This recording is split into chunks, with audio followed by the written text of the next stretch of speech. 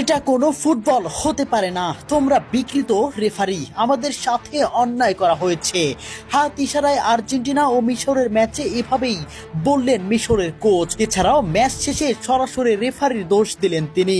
ম্যাচের সময়ও বারবার রেফারির সিদ্ধান্তকে দুই হাত দিয়ে অন্যায়ের প্রতিবাদ করেন তিনি। কোনোভাবেই যেন মেনে নিতে পারছেন না, সব সিদ্ধান্তই যেন মিশরের বিপক্ষে দিচ্ছেন রেফারি। কি হয়েছিল পুরো ম্যাচে? সত্যি কি রেফারি বিতর্কিত সিদ্ধান্ত দিয়েছে? চলুন যাচাই করে দেখে নেওয়া যাক। বিশ্বকাপে রাউন্ড অফ 16-এ আজ মিশরের বিপক্ষে মাঠে নেমেছিল বর্তমান বিশ্ব চ্যাম্পিয়ন আর্জেন্টিনা। প্রথমে অ্যাটাকের পর অ্যাটাক করেও গোল আদায় করে নিতে পারেনি মেসিরা, বরং উল্টো গোল হজম করে আর্জেন্টিনা। এর মাঝে একটি পেনাল্টিও মিস করে বিপদে ফেলে দেয় মেসি।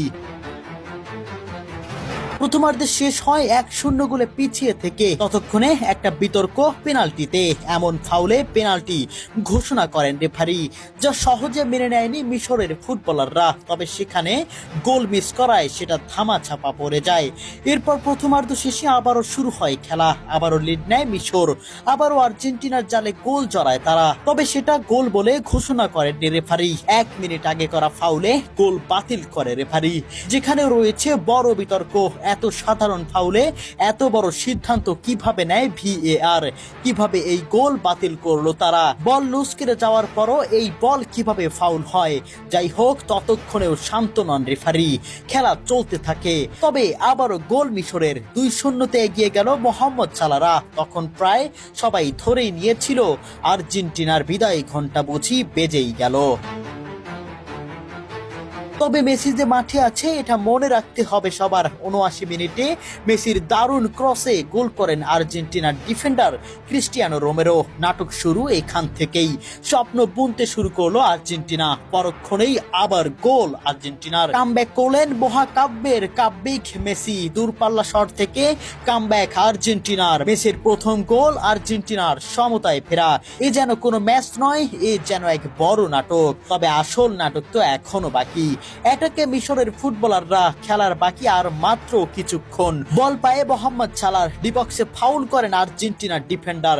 খালি চোখে দেখা গেছে সরাসরি ভাবে এটা ফাউল। স্পষ্ট এটা একটি বিতর্কিত ধাক্কা এবং সেখান থেকেই পা দিয়ে মোহাম্মদ সালাহকে ফেলে দিলেন আর্জেন্টিনার ডিফেন্ডার। এটা কিভাবে ফাউল হয় না? একটাবার বিবেক খুলে বলুন, এটা কোন ধরনের নৈতিকতা থেকে ফাউল ধরলেন না রেফারি? তবে সবচেয়ে মূল বিষয়, মোহাম্মদ সালাহকে এমন স্পষ্ট ফাউল না দেওয়ায় পেনাল্টি পায় না মিশর, যেখানে সরাসরি জয় বঞ্চিত হন মোহাম্মদ সালাহরা। ততক্ষণে রেফারির কাছে আবেদন মোহাম্মদ সালাহদের, আবেদন নাকচ। খেলা চলতে থাকে। আর্জেন্টিনা এটাকে ফলাফল, লাউতারো মার্তিনেসের ক্রস থেকে গোল করেন অ্যানজো ফার্নান্দেজ। অবাক পুরো স্টেডিয়াম, অবাক মিশরের কোচ ও কোচিং স্টাফরাও। এটা কিভাবে সম্ভব? ততক্ষণে রেফারির কাছে চলে গিয়েছেন মোহাম্মদ সালাহ, বারবার বোঝাচ্ছেন এটা তো ফাউল, এটা তো পেনাল্টি, তবুও কেন কথা শুনছেন না? যেন কথার বিপরীতে হলুদ কার্ড খেতে হচ্ছে সবাইকে। একের পর এক হলুদ কার্ড, সেই হলুদ কার্ড পরিণত হলো লাল কার্ডে। এরকম বিতর্কিত সিদ্ধান্ত দেখেই দুই হাত দিয়ে ক্রস করে বুঝিয়ে দিলেন, তোমরা বিকৃত, তোমরা আমাদের সাথে অন্যায় করলে। নিজের স্টাফরা ততক্ষণে নিষেধ করছিলেন মিশরের কোচকে, তবে তাকে যেন থামানোই যাচ্ছে না। বারবার হাত দিয়ে প্রতিবাদ করে ইশারা করছেন তিনি। প্রিয় দর্শক, আপনাদের কাছে কি মনে হয় পুরো ম্যাচটি এত সিদ্ধান্ত, এত বিতর্কিত ঘটনা কিভাবে হয় একটি ম্যাচে? আপনাদের মন্তব্য কি? কমেন্ট বক্সে অবশ্যই জানিয়ে যাবেন।